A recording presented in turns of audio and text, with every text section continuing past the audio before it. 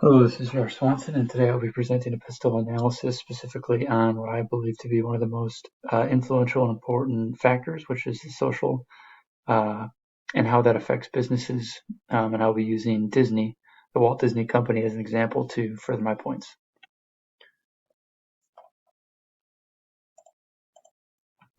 So, social factors are important because they give companies and businesses a way to look deeper and more specific into its target markets.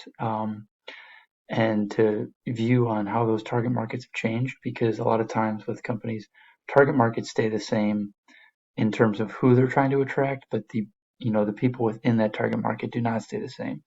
And it also allows companies to look at target markets that maybe they need to attract or want to attract in order to grow, and how they can make those adjustments. Being able to look at things like consumer trends and age distribution and cultural expectations are really key in this area. So let's look at an example. Like I said, the Walt Disney Company, I think, is a great example of a company that has adapted well over its entire history, um, and has been able to maintain a strong position within its market, um, regardless of the fact that it is 100 years old and looks very different from the time it started. It was founded in October of 1923 by Walt Disney, and it started with basic cartoons and animations. Its first production was Alice in Wonderland, and after some success there, uh, Walt Disney created arguably the most recognizable cartoon of history, which is Steamboat Willie in 1928. Um, and from there he grew it into he grew into the theme parks because he knew the cartoons and animations alone would not prove profitable in the long run, because he understood that society would evolve and change throughout the years.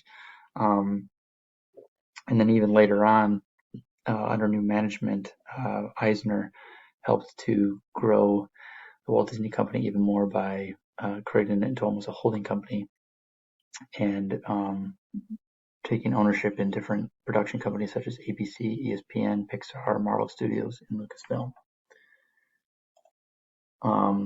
So how can a 100-year-old company still be relevant today, considering the social factor, and how much and how often things change, and then on top of that, how different the company or how different society looks today in 2023 as it did 100 years ago.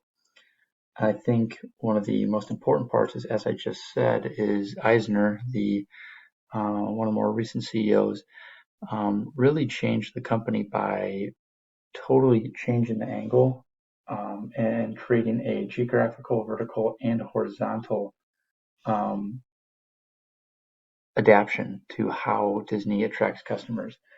It created essentially a strategy not only for moving from the theme parks as Walt Disney first created, but um, by giving them a competitive advantage and allowing them to create different ways to give products out to customers, and to also take advantage of the internet early. Um, and that goes into kind of just the timeless attractions that they've created, whether it be the theme parks or just specific brands or movies, within the Disney world. You look at like a movie like Alice in Wonderland, which is a classic for years, and they even recreated it to further that classic, and almost what I like to think of is, really bring the inner kid out in everybody, which has allowed them to have that timeless piece. But what are some consumer trends today? What are some things that are different, from years ago?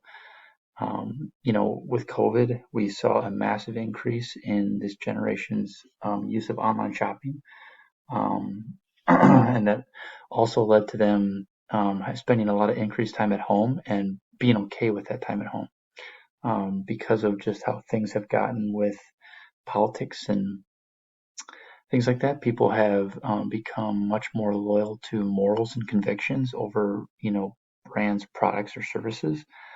So they're going to align to companies that align to their morals.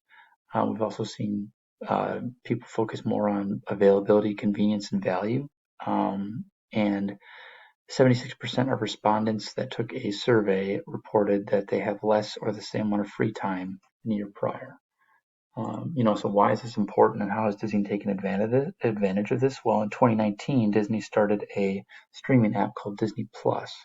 And this was a time when they partnered and purchased the rights to ESPN and ESPN Plus, and also began purchasing the rights to Marvel and Lucasfilms because this allowed them to, um, when they couldn't attract customers physically to the theme parks and things, this allowed them to still share their content with customers at home and online, where they could, where it has truly now grown into, more than honestly what their theme parks may ever be, because their streaming service has become so popular.